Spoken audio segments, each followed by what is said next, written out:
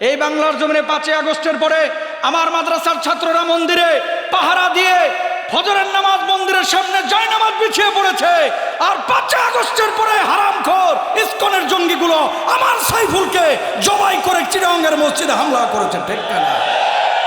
বারবার খবরদারি করে কই রংপুর আমাদের, পঞ্চগড় আমাদের, চিটাগাং আমাদের, ফেনী আমাদের।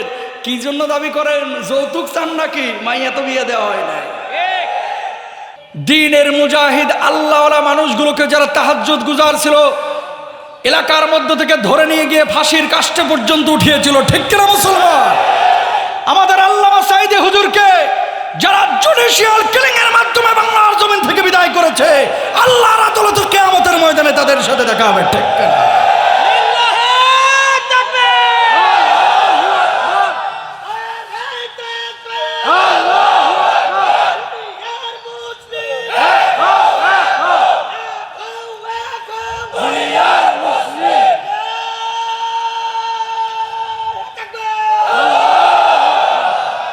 এখন সেই বাংলাদেশ আর নাই। দাবার ঘুঁটি চেঞ্জ হয়েছে, বাংলার প্রেক্ষাপট চেঞ্জ হয়েছে। মুসলমান যুবকরা জেগেছিল, 16 বছরের জগদ্দল পাথরকে দিল্লি পাঠিয়েছে। আবার যুবকরা জাগবে, আবার বাংলার জমিনে কোরআনের আইন এবার কায়েম হবে।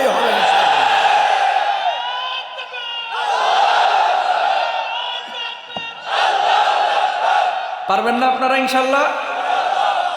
বাংলাদেশে যে কয়েকটা স্থান, আমরা তো পুরো বাংলাদেশ, যোগাযোগ মন্ত্রী কয়টা এলাকা ছিল? এই হুজুরদেরকে যোগাযোগ মন্ত্রী বানানো উচিত। কথা কন না কেন? উপজেলা, থানা, গ্রাম, চিপা চাপা কোনো জায়গা বাদ নাই তো। যেই জায়গাগুলোতে আমরা যাই না, বলার একটা উদ্দেশ্য আছে। ইসলামী আন্দোলনের ঘাঁটি কোনগুলো এগুলো কিন্তু আমরা ভালো করেই বুঝি।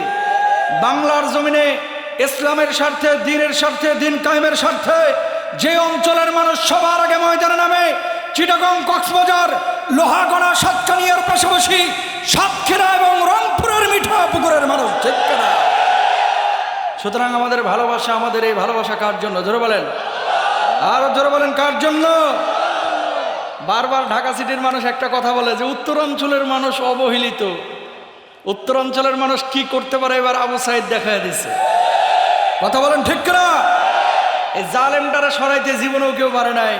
15টা বছর এত শক্তি সামর্থ্য নিয়ে আন্দোলন সবাই করলো, পারলো না। রংপুরের আবু সাইদ আপনাদের গর্বিত সন্তান বুকটা পাতলো, আন্দোলন জেগে গেল। ইনশাল্লাহ বাংলার জমিনে এক সময় আর দুই তিনজন যুবক জাগবে, বুকটা পাতবে। সেদিন কোরআনের আইন বাস্তবায়ন হবে, কালেমার পতাকাও পথ করে উঠবে ইনশাল্লাহ। চান না ইনশাল্লাহ? তাহলে যারা আপনারা এসেছেন, আল্লাহ তাআলা আপনাদেরকে নির্বাচিত করে নিয়ে এসেছেন, হৃদয় মন জবানকে উজাড় করে বলেন আলহামদুলিল্লাহ। আরো জোরে বলেন আলহামদুলিল্লাহ। ঠিক আসমান থেকে কিছু ফেরেশতা নেমে আপনাদের উপরে এখন রহমের ডানাগুলো বিছিয়ে দিয়েছে। না সুবহানাল্লাহ এখানে বলেন না, বাড়িতে যে ডিম দিয়ে ভাত খেয়ে তারপরে বলেন। জোরে বলেন। আর আমার আল্লাহ রাব্বুল আলামিন বলছেন, মা ইয়াকুল ইবাদি, ও আমার ফেরেশতারা, দুনিয়ার সব কাজকর্ম বর্জন করে, দুনিয়ার সব ব্যস্ততাকে বর্জন করে যে মানুষগুলো পঙ্গপালের মতো ছুটে এসে এখানে বসেছে, কি করে কি বলে, কি করে কি বলে, কি করে কি বলে, ফেরেশতারা তখন বলেন আল্লাহ, এই মানুষগুলো আপনার কোরআনের আকর্ষণে পঙ্গপালের মতো খড়কুটার মধ্যে বসে আছে, কোরআনের ময়দানে মঞ্চের সামনে ছুটে এসেছে, আল্লাহ আপনার জিকির করছে, আপনার কোরআনের কথা শুনছে। আল্লাহ রাব্বুল আলামিন তখন বলেন, হাল রাআউনি, এই মানুষগুলোকে কখনো আল্লাহ রাব্বুল আলামিন দেখছে? ফেরেশতারা তখন বলে, আল্লাহ এই মানুষগুলো কখনো আপনারা দেখে না, চর্মচক্ষু দিয়ে দেখাও সম্ভব না। আল্লাহ রাব্বুল আলামিন তখন বলেন, যদি দেখতো তাহলে কি করতো? আল্লাহ আপনার গোলামি দাসত্ব বেশি বেশি করতো। এবার আল্লাহ রাব্বুল আলামিন বলেন, মা ইয়াসআলুনি, যে মানুষগুলো এই গরমের মধ্যে, ঠান্ডার মধ্যে খড়কুটার উপর বসে আছে, কি আশা নিয়ে, কি চাওয়া পাওয়া নিয়ে, আমার কাছে কি চাওয়া নিয়ে, কি আকাঙ্ক্ষা নিয়ে এখানে বসে আছে? ফেরেশতারা তখন বলে, আল্লাহ এই মানুষগুলো জান্নাতের আশায় বসে আছে, জাহান্নামের আযাব থেকে মুক্তির আশায় বসে আছে। আল্লাহ রাব্বুল আলামিন এবার বলেন, ফেরেশতা উশহিদতুকুম গফারতু লাহুম, তোরা সাক্ষী থাক আমি আল্লাহ রাব্বুল আলামিন দুনিয়ার সব কাজকর্ম বর্জন করে যে মানুষগুলো কোরআনের আকর্ষণে আমার আকর্ষণে ছুটে এসেছে, আমি আল্লাহ তাআলা ওই মানুষগুলোর জীবনের গুনাহ খাতাগুলি মাফ করে দিলাম। জোরে বলেন না সুবহানাল্লাহ। আল্লাহ আমার সব ভাইদেরকে মাফ করুক, আমিন বলেন। যারা মহিলা প্যান্ডেল আছে আমার মা বোনদেরকে আল্লাহ মাফ করুক, জোরে বলেন আমিন। সূরা বাকারা আয়াত নাম্বার 245 কি বলেছেন আল্লাহ তাআলা? এই আয়াত নিয়ে আজকে কথা বলবো। আমি জানি না রংপুরে এই তাফসীরটা আগে করেছি কিনা। আসলে প্রতিদিন প্রোগ্রাম থাকলে একটা সমস্যা হয়, কোন এলাকায় কোনটা আলোচনা করে মনে থাকে না, সম্ভাবনা এটা। মাহফিল তো আর একটা না, কোনোদিন 2টা 3টা 4টা এরকমও চলে। তো কোন দিন কোনটা কোন এলাকা আলোচনা করেছি, আল্লাহ যদি কোরআনুল কারীমে নামাজের কথা 82 বার ওয়াজ করতে পারে, এই তাফসীরটা যদি কেউ ইউটিউবে শুনে থাকেন হয়তো বলবেন হুজুর এটা তো আগে শুনি। আল্লাহ যদি 82 বার নামাজের কথা বলতে পারে তাহলে একটা ওয়াজ মানে 2 বার রিপিট হইতে পারে। কথা বলেন ঠিক না? কি বলেছেন আল্লাহ তাআলা এই আয়াতে কারিমায়? একটু আমরা চলে যাই আয়াতের মধ্যে। এখানে যারা আপনারা বসে আছেন, একজন মানুষ আপনি হাত তুলে দেখাইতে পারবেন না যে হুজুর আমার জীবনে কোনোদিন বিপদ আপদ আসে নাই, একজনও পাবেন না। পাবেন?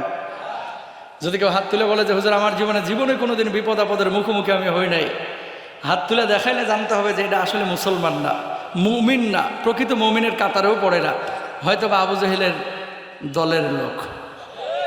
কথা কন না কেন? আল্লাহ বলতেছে যে তুমি যদি ইমানদার দাবি করো, আহাসিবান নাসু আন ইউতরাকু আন ইয়াকুলু আমান্না ওয়া হুম লা ইফতানুন, ইমানদার যদি তোমাকে দাবি করো তুমি নিজেকে, তাহলে এমনি এমনি পরীক্ষা ছাড়া যে আল্লাহ তোমাকে ছেড়ে দেবে বিষয়টা এরকম না। পৃথিবীর বুকে যারা যত সৎ, বিপদ আপদ তাদের তত বেশি। কথা বলেন না কেন? এই যে আমার কলিজার টুকরা ভাই মজলুম মানুষ গোলাম রব্বানী সাহেব, 1 বছর না 2 বছর না 3টা বছর জালেমের কারাগারে অবরুদ্ধ ছিল। ঠিক না? বুঝেন 3টা বছর লাইফ থেকে যে শয়তানগুলো কেড়ে নিয়েছে, কিয়ামতের ময়দানে জবাব দিতে হবে না? অপরাধ কি? একটাই অপরাধ, কোরআনের পক্ষের শক্তির কাজ করে। কথা কয় না কেন?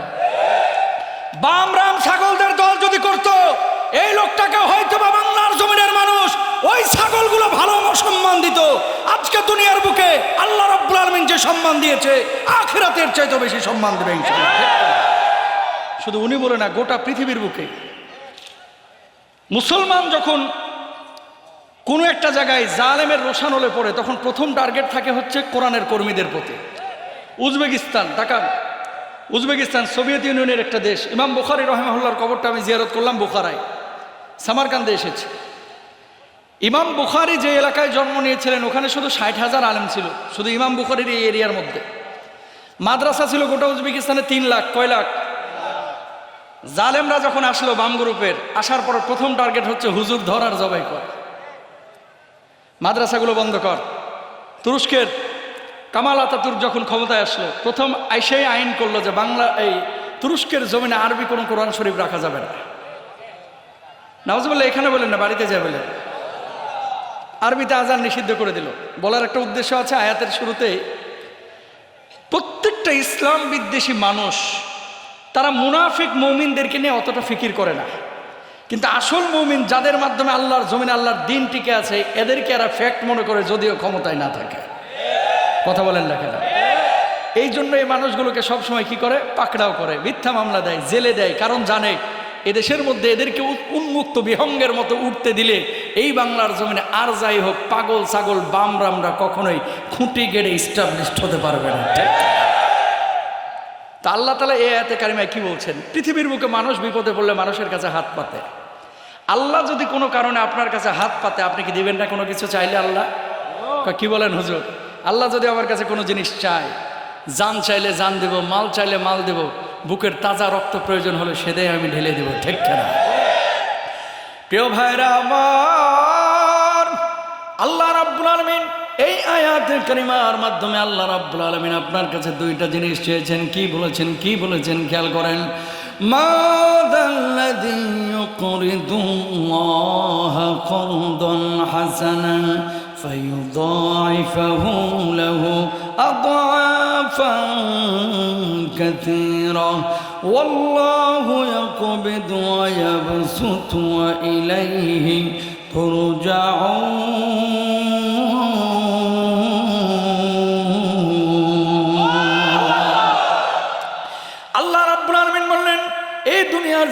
আল্লাহ রাব্বুল আলামিনকে যে ব্যক্তি কর্জা হাসানা দেবে, আল্লাহ রাব্বুল আলামিন কিয়ামতের ময়দানে তার জন্য দ্বিগুণ বদলার ব্যবস্থা করবেন, 3 গুণ বদলার ব্যবস্থা করবেন, বহু গুণ বদলা বাড়ায় দিবেন।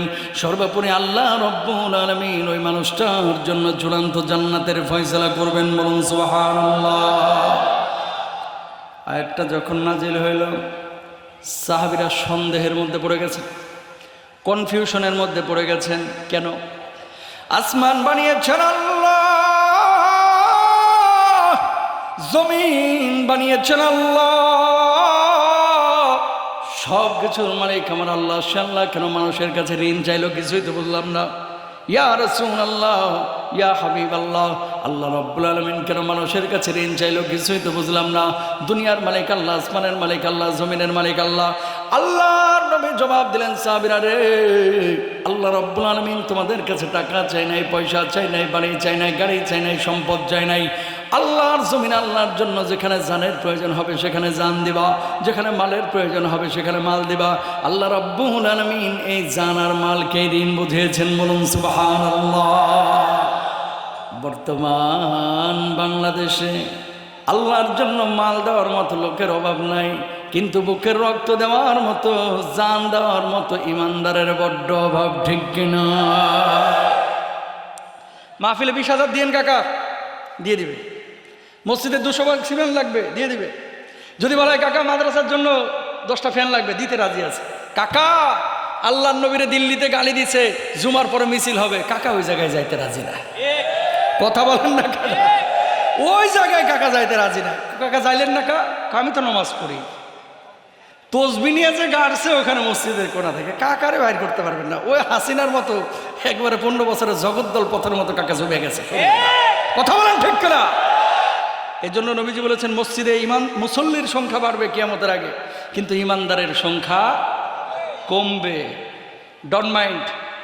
সামনের কাতারে নামাজ পড়তেছে, এক ওয়াক্ত নামাজ মিস করে না, কপালে 6 ইঞ্চি কালো দাগ পড়ে গেছে সিজদা দিতে দিতে।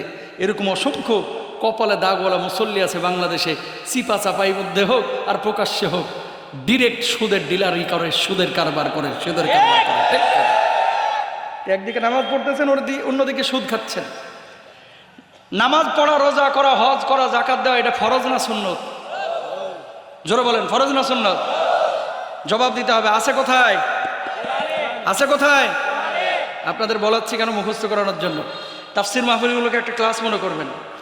যেই কোরআনে আল্লাহ রাব্বুল আলামিন নামাজ, রোজা, হজ, যাকাতকে ফরজ করেছে, ওই কোরআনে আল্লাহ তাআলা আল্লাহর জমিনে আল্লাহর দিন কায়েম করা, কোরআনের আইন বাস্তবায়ন করাকেও ফরজ করেছেন, ঠিক না? কিন্তু নামাজ পড়তে রাজি আছে, রোজা করতে রাজি আছে। হজ ফরজ হলে মহিষ 2 টাকা হজ্জে চলে যায়, খাওয়া এটা। আবার আয়েশা যদি হিন্দু ভোটে দাঁড়ায়, হিন্দুকে পর্যন্ত ভোট দেয়। সত্য না মিথ্যা? কোন হিন্দু কি বাংলার জমিনে কোরআনের আইন বাস্তবায়ন করবে? সম্ভব? এর মানে এই না যে হিন্দুর সাথে খারাপ আচরণ করবেন। আল্লাহ বলছেন, ওয়ালা তাসুব্বুল্লাযীনা ইয়াদউনা মিন দুনিল্লাহ। খবরদার, ইহুদি, খ্রিস্টান, নাসারা, হিন্দুরা যখন ওদের মন্দিরে গিয়ে পূজা করবে, গির্জায় গিয়ে পূজা করবে, অন্য উপাস্যকে উপাস্যরূপে গ্রহণ করে ডাকাডাকি করবে, ইবাদত করবে, এদেরকে গালমন্দ করো না। কারণ কি? তোমার সত্য আল্লাহকে তারা গালমন্দ করবে। আল্লাহ নিষেধ করেছে। রাতের অন্ধকারে মন্দিরে হামলা করা ইসলাম জায়েজ করে না, এটা নিষিদ্ধ করেছে। এটা কাপুরুষতা মন্দিরে হামলা করা। হিন্দুকে ভালোবাসবেন, মহব্বত করবেন, খ্রিস্টান ইহুদিকে ভালোবাসবেন, ইসলামের সুন্দর আখলাক তাদের সামনে পেশ করবেন, কিন্তু ইসকনের জঙ্গিদের সাথে জিরো টলারেন্স হবে, এদেরকে ছাড় দেওয়া যাবে না, ঠিক না? হিন্দু আর ইসকন কিন্তু এক জিনিস না। তাকান, এই বাংলার জমিনে 5ই আগস্টের পরে আমার মাদ্রাসার ছাত্ররা মন্দিরে পাহারা দিয়ে ফজরের নামাজ মন্দিরের সামনে জয়নামাজ বিছিয়ে পড়েছে। আর 5ই আগস্টের পরে হারামখোর ইসকনের জঙ্গিগুলো আমার সাইফুলকে জবাই করে চিটাগাংয়ের মসজিদে হামলা করেছে, ঠিক না? বারবার খবরদারি করে, কই রংপুর আমাদের, পঞ্চগড় আমাদের, চিটাগাং আমাদের, ফেনী আমাদের। কি জন্য দাবি করেন? যৌতুক চান নাকি? মাইয়া তো বিয়ে দেওয়া হয় নাই। প্রিয় ভাইরা আমার, যে কথা বলতে যাচ্ছি, মুসলমান দাবি করবে কিন্তু ইমানদারের সংখ্যা কমবে। এই জামানায় অনেক মুসলমান আছে যারা এখনো ইসকনের পক্ষে ফেসবুকে লেখালেখি করে, আবার জুমার নামাজে মসজিদেও যাচ্ছে। এদেরকে কি আসল মুসলমান বলা যায়? যায়? এরা হচ্ছে এই গ্রুপের। আল্লাহ জানো এই গ্রুপের লোকগুলারে ওই ইসকনের জঙ্গিদের সাথে হাসর নাসর করে। আমিন বলেন। অথবা আল্লাহ যেন হেদায়েত দান করে। আমিন বলেন না? তাকান, আয়াতটা যেদিন নাজিল হইল, যেদিন নাজিল হয়েছে আয়াতটা, পরবর্তী দিন আবু বকর রাদিয়াল্লাহু তাআলা গিয়েছে মদিনার বাজারে, কিনারায় দাঁড়ায় আছে। ইয়াহুদি কোণা থেকে বলতেছে, কি গো আবু বকর, তোমার আল্লাহ নাকি মানুষের কাছে তুঙ্গ কাছে ঋণ চাইছে? কয় হ্যাঁ। কয় এটা আবার কেমন আল্লাহ? তোমাকে নবী এতদিন বললো সব কিছুর মালিক তোমার আল্লাহ, আল্লাহ দেখি মানুষের কাছে ঋণ চায়, তার মানে তোমার আল্লাহ নিজেরই তো অনেক কিছু প্রয়োজন, তোমার আল্লাহ একটা ফকির। নাউজুবিল্লাহ বলেন। একবার বলছে তোমার আল্লাহ ফকির, আবু বকর উত্তেজিত হয়ে গেছে। দ্বিতীয়বার আবার বলছে, আরেকটু উত্তেজিত হয়েছে। তৃতীয়বার বলছে, এবার যাইবি কই, ডান হাতটা তুলে টুটিটা ধরে ঠাস করে একটা থাপ্পড় বসায় দিছে। আল্লাহ। এবার ইহুদি গালের মধ্যে হাত দিয়া আল্লাহর নবী বিশ্বনবী সাল্লাল্লাহু আলাইহি ওয়াসাল্লামের কাছে দিলেন। দৌড় যাওয়ার পরে বললেন, ওগো মুহাম্মদ সাল্লাল্লাহু আলাইহি ওয়াসাল্লাম, কি শিখান আপনি সাহাবীদেরকে? কি শিখান? কয় কি হয়েছে? আপনার সাহাবীরা তো ইহুদি ধরে ধরে মারে। কে মারছে তোমারে? কয় আবু বকর মারছে। আল্লাহর নবী বললেন, আমি বিশ্বাস করি না, আমি বিশ্বাস করি না আমার আবু বকর অন্যায় ভাবে কাউরে মারতে পারে না। কয় ডাকেন আপনার আবু বকর রে। আল্লাহর নবী এবার ডাক দিলেন, আবু বকর, কি শুনলাম তোমার ব্যাপারে, তুমি নাকি ইহুদিরে মারছো? আবু বকর জবাব দিলেন, ওগো নবীজি, এই জালেম এমন একটা অন্যায় কাজ করেছে যে অন্যায়ের কারণে তার আমি মারতে বাধ্য হয়েছি। কি অন্যায় করেছে? ওগো নবীজি, গতদিন যে আয়াত নাজিল হয়েছে আয়াতের অপব্যাখ্যা করে একবার না, দুইবার না, তিনবার আল্লাহরে গালি দিয়েছে, এই জন্য মারছে। আল্লাহর নবী ইহুদিকে বললেন, কিরে ইহুদি, কেন আবার আল্লাহ রাব্বুল আলামিনকে গাল মন্দ করেছিস? আপনার আবু বকর মিথ্যা কথা বলছে। আবু বকরকে নবীজি বলছেন, কি গো আবু বকর, তুমি মিথ্যা কথা কেন বললা? আবু বকর জবাব দিলেন, ওগো নবীজি, ঈমান আনার পর থেকে আবু বকরের জবান দিয়ে কোনোদিন মিথ্যা কথা বাইর হয় নাই। আবু বকরের জবান দিয়ে কোনোদিন মিথ্যা কথা বাইর হয় নাই, আজও মিথ্যা বলছি না। মেরাজের পরে সর্বপ্রথম স্বীকৃতি আমি দিয়েছিলাম, আপনি তো আমার সিদ্দিক উপাধি দিয়েছিলেন। বলুন আল্লাহু আকবার। আল্লাহর নবী চিন্তার মধ্যে পড়ে গেলেন। ইহুদি স্বীকার করে নাই দেখে আবু বকর বলছে ইহুদি মিথ্যা কথা বলতেছে। ইহুদি বলতেছে আবু বকর মিথ্যা কথা বলতেছে। নবীজি আবার চিন্তা করলেন, যদি বিচার না করে গোটা মদিনায় ছড়াই দেবে। আবু বকর নিজের লোক দেখে বিচার করে নাই, নবীজির নিজের লোক। আল্লাহর নবী বললেন, আবু বকর, ও যে আল্লাহর গালি দিয়েছে ওই জায়গায় কি কোনো সাক্ষী ছিল নাকি? আবু বকর জবাব দিলেন, ইয়া রাসূলুল্লাহ,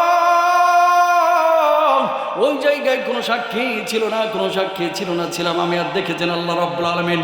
আল্লাহর নবী বললেন, আবু বকর কিছু মনে করো না, যেইভাবে তুমি থাপ্পড় বসিয়েছো সেইভাবে একটা থাপ্পড় মেরে দেখ, শোধবোধ হয়ে যায়। আবু বকর জবাব দিলেন, ওগো নবীজি, আল্লাহ রাব্বুল আলামিনকে গালমন্দ করেছে, কোরআনের আয়াতের অপব্যাখ্যা করেছে, এই জন্য তারে আমি মারছি। এটা যদি আবু বকরের অন্যায় হয়ে থাকে, আবু বকরকে ওই থাপ্পড় কেন, আমার জীবনটাও যদি ইহুদি নিয়ে চলে যায়, আল্লাহর কসম আবু বকরের কলিজার মধ্যে বিন্দু মাত্র কষ্ট থাকবে না। জোরে বলেন না আল্লাহু আকবার। ইহুদি এদিকে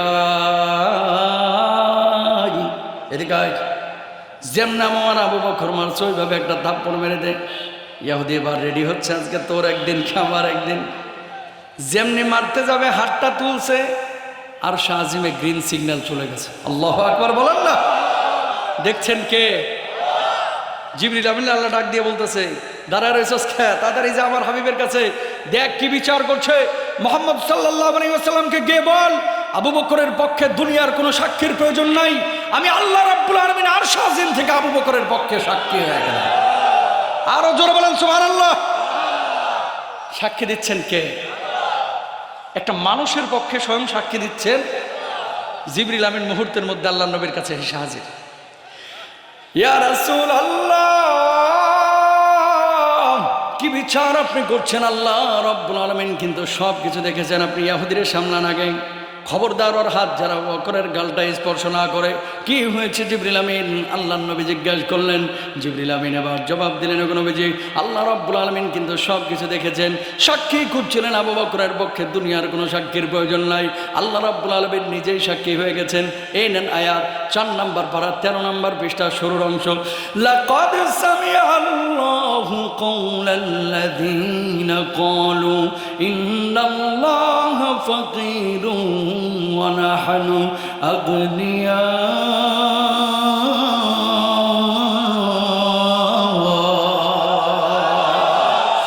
আমার আল্লাহ রাব্বুল আলামিন ওই ব্যক্তির কথা শুনেছেন যে আমার আল্লাহকে ফকির মিসকিন বলে গালি দিয়েছে। আমার আল্লাহ ফকির না, মিসকিন না। কোরআনের আয়াতের অপব্যাখ্যা যারা করে, আল্লাহ রাব্বুল আলামিনকে গালমন্দ যারা করে, কুল কায়নাতের সবচাইতে বড় বড় ফকির মিসকিন কুলাঙ্গার তারাই, ঠিক কিনা? জবাব এবার আপনারা দেন। আবু বকর আপনার আমার চাইতে নামাজ কম পড়তো না বেশি? বেশি না কম? রোজা তো 2টা কম করতো। তাহাজ্জুদ বেশি না কম? রোজা করতে বেশি, তাহাজ্জুদ পড়তে বেশি, রোজা নামাজ পড়তে বেশি। গর্জে উঠেছে, কোরআনের বিপক্ষে কথা উঠেছে। ও মুসলমান, আমাদের দেশের এমন এমপি মন্ত্রীও আমরা দেখেছি প্রতিদিন 70 থেকে 80 রাকাত তাহাজ্জুদ পড়তে। ইবলিসও বিশ্বাস করবে না এই সমস্ত কথাবার্তা, ঠিক কেন? আল্লাহ আল্লাহ রাসূলের স্বার্থ এসেছে, গর্জে উঠেছে নরম মেজাজের আবু বকর। বাংলার জমিনে, সারা পৃথিবীর বুকে কিছু মানুষ আছে যারা আবু বকরের মতো নামাজ পড়তে চায়, রোজা করতে চায়, হজ করতে চায়, যাকাত দিতে চায়, কিন্তু প্রতিবাদ মুখর হতে চায় না, গর্জে উঠতে পারে না। যেদিন গর্জে উঠতো বাংলার জমিন থেকে জালেম আগেই উঠে যেত, ঠিক কেনা বলছেন? কিন্তু কেন পারি নাই কেন? এদেশের মানুষের ধর্মীয় আবেগ বেশি, ধর্মীয় জ্ঞান কম। বোঝেন নাই কথা? নামাজ, রোজা, হজ, যাকাত এই কয়েকটা জিনিসকে দেশের মানুষ মনে করে এটাই জান্নাতে যাওয়ার জন্য জরুরি এবং এটাই লাগবে, আর অন্য কিছু না হোক। এর লাগে নামাজও পড়ে। ইমানদারদের হবে 2টা দল, আর কাফের বেঈমানদের দল হবে একটা। কয়টা? কিয়ামতের ময়দানে 12 দল থাকবে না, 14 হিসাব নিকাশের ব্যবস্থা করবেন। সবশেষে আল্লাহ রাব্বুল আলামিন জান্নাতের দরজাগুলো দেখা বলবে, ও গোলাম, যা যা যা যা, জান্নাতের যেই দরজা দিয়ে খুশি সেই দরজা দিয়ে আল্লাহর জান্নাতে চলে যাও। সুবহানাল্লাহ। তাহলে এই কাতারে সুদখোর, ঘুষখোর, পাপিষ্ট, জেরাবাজ এই সমস্ত লোকগুলো থাকবে না। আহা, এই ডান পাশে আর কারা থাকবে? দেখেন, নবীজি বলেছেন ইমামুন আদিলুন, ন্যায়পরায়ণ বিচারক যারা। আমার বাংলাদেশে বিচার বিভাগকে যারা প্রশ্নবিদ্ধ করেছে গত 15 বছরে, আমার অনেক দ্বীনের মুজাহিদ আল্লাহওয়ালা মানুষগুলোকে যারা তাহাজ্জুদ গুজার ছিল, এলাকার মধ্য থেকে ধরে নিয়ে গিয়ে ফাঁসির কাস্টে পর্যন্ত উঠিয়েছিল, ঠিক কিনা মুসলমান? আমাদের আল্লামা সাঈদী হুজুরকে যারা জুডিশিয়াল কিলিং এর মাধ্যমে বাংলার জমিন থেকে বিদায় করেছে, আল্লাহর আদালতে কিয়ামতের ময়দানে তাদের সাথে দেখা হবে, ঠিক কিনা?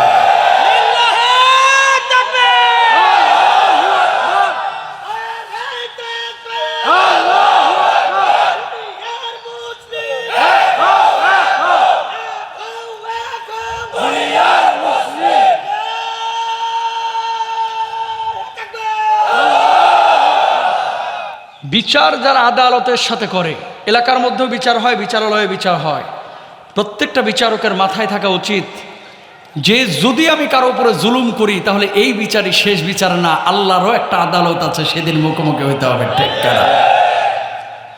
এই জামানায় দাজ্জাল আসলে ভাই 92% বাঙালি মুসলমান এরা হয়তো ঈমান হারা হয়ে যেত। বলবেন এটা আবার কেমন কথা বললেন হুজুর? প্রমাণ নেন। 2টা সিঙ্গার আর 1 ঢোক কোকের লাগা জোহর থেকে নিয়ে আসর পর্যন্ত আমার নেতার চরিত্র ফুলের মতো পবিত্র, নেতা খাড়ায় খাড়া মুতে। কথা বলেন না কেন? আমার লিডারের চরিত্র ফুলের মতো পবিত্র, নামাজ পড়ে না 1 ওয়াক্ত, অথচ জোহর থেকে মাগরিব পর্যন্ত মিছিল করতেছে। মাত্র 200 টাকা 2টা সিঙ্গার আর 1 ঢোক কোকের লাগা। তুমি এতটুকু লোভ যদি সামলাইতে না পারো, দাজ্জালের ডান হাতে জান্নাত দেখাইবে, মূলত যেটা জাহান্নাম, এই জান্নাতের লোভ তুমি কেমনে সামলাইবা? তখন তো দেখাইলে বলবে যে আরে বাবারে বাবা, টাটকা জান্নাত, একেবারে বরকতুল্লাহ বাস, টিকিটটা কাটবার ভরভরে জান্নাতে চলে যাবো, এরকম মনে করবেন। তাকান, এই জন্য ইমানদার মৌখিকভাবে হওয়াটা সহজ, কার্যক্ষেত্রে বাস্তবায়ন করা, ইমানের পরিচয় বহন করা, ইমানের দাবি বাস্তবায়ন করাটা বড় কঠিন, ঠিক রাখবে। তাহলে ডানপন্থী কারা হবে? 1 নম্বর হচ্ছে ইনসাফপূর্ণ বিচারক যারা, আদালত যারা কায়েম করেছে। 2 নম্বর অসাবুন নাশা ফি ইবাদাতি রব্বি। এখানে ম্যাক্সিমামই যুবকদের কাছে হাতটা জোর করে বলি ভাই, প্লিজ, যৌবনকালের ইবাদতটা বড় দামি ইবাদত। এই যুবকরা যদি চায় গোটা রংপুরকে 1 দিনের মধ্যে মাদক মুক্ত করে ফেলতে পারে।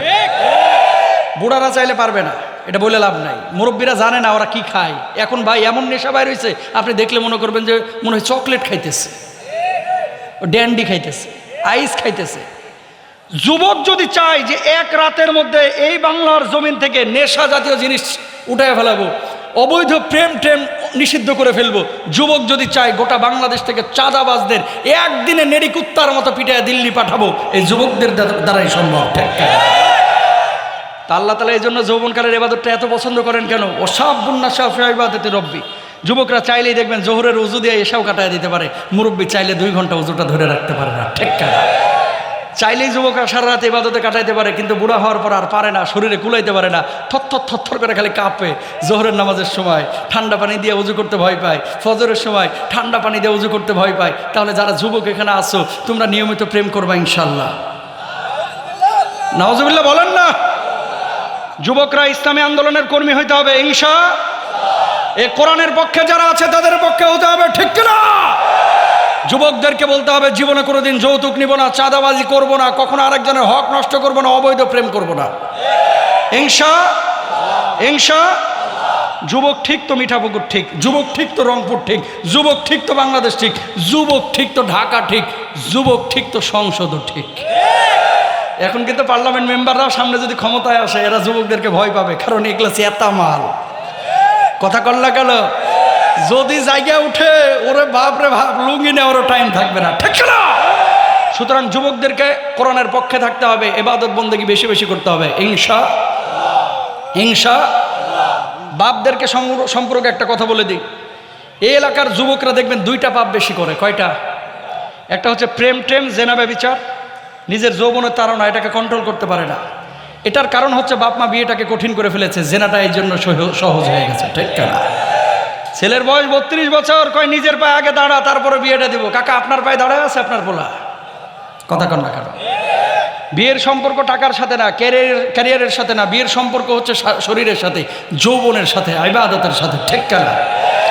বাপ মাকে বলবো ছেলে মেয়েদেরকে কন্ট্রোল করেন। এখন অনেক বাপ মা আছে, যদি বলা হয় যে আপনার ছেলেকে তো দেখলাম মিঠাপুকুরে এক মেয়েকে নিয়ে ঘুরতেছে, কই এই বয়সে একটু করে। কিছু লোক আছে না, আছে না নাই?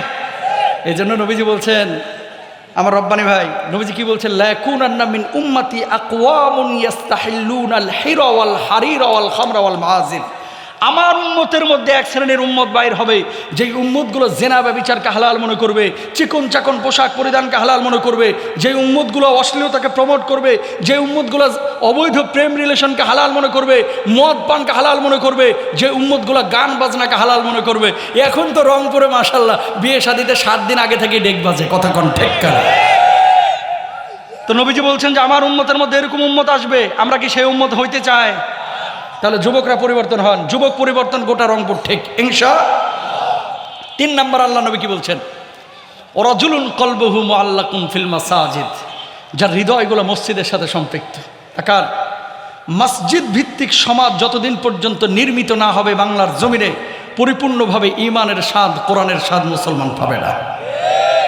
আমাদের দেশের মসজিদগুলোকে শুধু নামাজের মসজিদ বানানো হয়েছে, অথচ নবীজির জামানায় সামাজিক অনেক কাজ মসজিদে হইতো। বিচার হইতো কোথায়?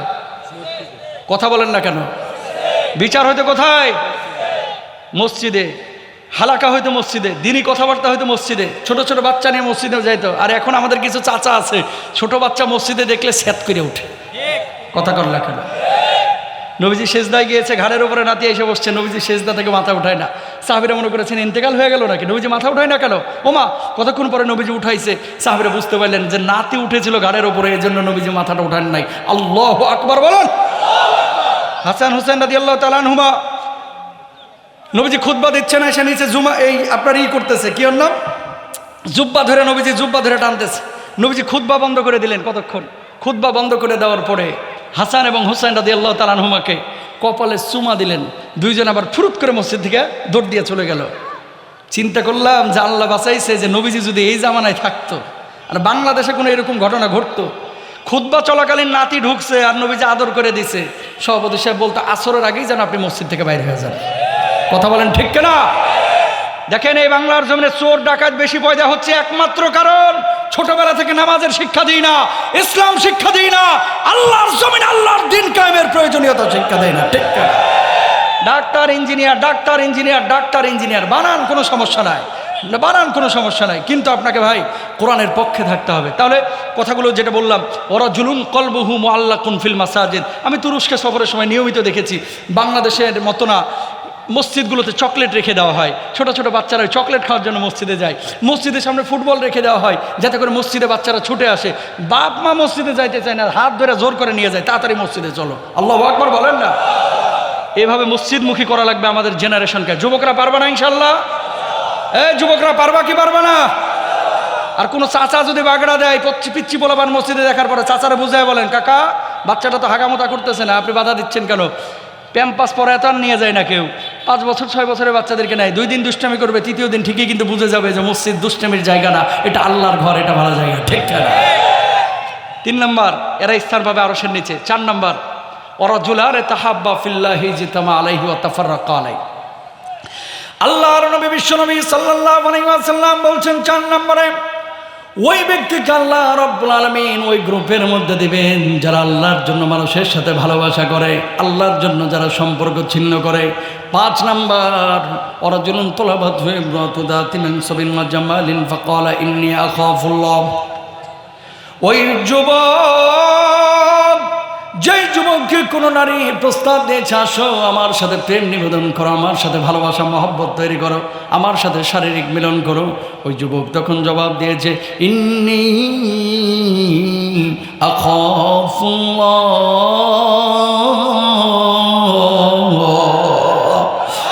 আল্লাহর নবী বিশ্বনবী সাল্লাল্লাহু আলাইহি ওয়াসাল্লাম বললেন, কোন নারী যখন কোনো যুবককে এরকম প্রেমের প্রস্তাব দেয়, আর যুবক যখন বলে আমি আল্লাহ রাব্বুল আলামিনকে ভালোবাসি, আল্লাহকে ভয় পাই, আমি তোমার সাথে প্রেম নিবেদন করতে পারবো না, আল্লাহর নবী বলছে এরাও ডানপন্থী। আল্লাহর নবী বলছে আরশের নিচে এদেরকে আল্লাহ ছায়া দেবে। 4 নাম্বার। 5 নাম্বার গেল। 6 নাম্বার, ওয়ারাজুলুন যাকারাল্লাহ খালিয়ান ফাফাদাত আইনাহু। এমন কিছু মানুষ যারা আল্লাহর জিকির আজকার করে, যারা নিরবয় নিবৃত আল্লাহকে ডাকে, স্মরণ করে, চোখের পানিটা ছেড়ে দেয়, আল্লাহ রাব্বুল আলামিন এই মানুষগুলোকে আরশের নিচে বিশেষ ছায়া দেবে। 7 নম্বর, আল্লাহর নবী বিশ্বনবী সাল্লাল্লাহু আলাইহি ওয়াসাল্লাম বললেন, ওয়ারাজুলুন তাসাদ্দাকা হাত্তা লা তা'লামা শিমালুহু মা তুনফিকু ইয়ামিনুহু। এমন কিছু মানুষ আছে যে মানুষগুলো ডান হাত দিয়ে দান করে, বাম হাতও টের পায় না, অর্থাৎ ঘোষণা দিয়ে দান করে না, গোপনে নীরবে আল্লাহকে খুশি করার জন্য দান করে। আল্লাহ রাব্বুল আলামিন ওই মানুষগুলোকেও আরশের নিচে বিশেষ ছায়া দিবেন। জোরে বলেন সুবহানাল্লাহ। এবার আপনারা বলেন, ডানপন্থী দল হতে চান কি চান না? সবাই চান। আল্লাহ এদেরকে জান্নাত দিবে। সুবহানাল্লাহ কোন না? 2 নম্বর দল বামপন্থী। তারা কারা? মুখে থাকবে মুসলমান, অন্তরে থাকবে কুফর। কথা কয় না। নাম হচ্ছে তসলিমা নাসরিন, মনে হয় যে বড় আল্লাহর ওলি, রাবিয়া বসরির মতো, অথচ টাটকা নাস্তিক। ঠিক না? নাম হবে আল্লামা শাহরিয়ার কবির। কথা বুঝেন নাই? কিন্তু কাম হবে কাফের বেঈমানের চাইতে খারাপ। কথা বলেন না কেন? তাকান, সারা পৃথিবীর বুকে মুসলমানরা আজকে মার খাচ্ছে কেন? মূলত এক উম্মাহ কনসেপ্ট থেকে মুসলমান বের হয়ে গেছে। হাত কেউ এখানে যদি বাঁধে নামাজের মধ্যে, মনে করে হয়তো আমার গ্রুপের না, ওর সাথে মাইয়া বিয়ে দেওয়া যাবে না। কথা বলেন না কেন? অথচ নবীজির হাদিস, বুকে হাত বাঁধা জায়েজ, নাভির নিচে হাত বাঁধা জায়েজ, নাভির উপরে হাত বাঁধা জায়েজ। আপনি এই সমস্ত বিষয়গুলোকে এত বড় করে কেন দেখতেছেন? মাসনুন বিষয়গুলোকে কখনো আমাদের মূল ঐক্যের ভিতরে ফাটল ধরানোর জন্য মাধ্যম বা উপায় বানাইবেন না। প্রিয় ভাইরা, আবার নবীজি হাত কখনো ছেড়েছেন, কখনো বেঁধেছেন, বুকের উপরে, নাভির উপরে, সবগুলো হাদিস আছে। যে যেটা করতেছে করতে দেন না। আপনার আমার টেন্ডেন্সি কেমন? হুজুর এই টুপি পরছে, আমি তো 5 কল্লি পরি, তার মানে হুজুর আমার গ্রুপের না। নিজে যেটা ভাবে মনে করে জান্নাত আমারই, জান্নাতের ঠিকাদারি যেন হেরে আল্লাহ দিয়ে রাখছে। কথা বলেন ঠিক কিনা?